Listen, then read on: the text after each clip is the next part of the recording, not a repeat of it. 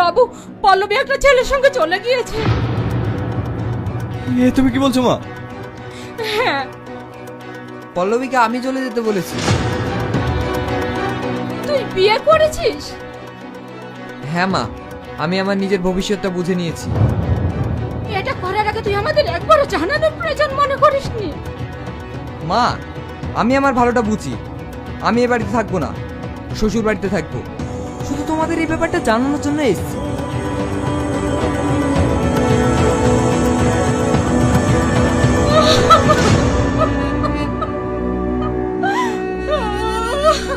তুমি কাঁদছো কেন মা? ওরা ভালো থাকুক, এটাই তো আমরা চেয়েছিলাম। তবে মা, আমার আজ অনেক কষ্ট হচ্ছে, অনেক কষ্ট হচ্ছে।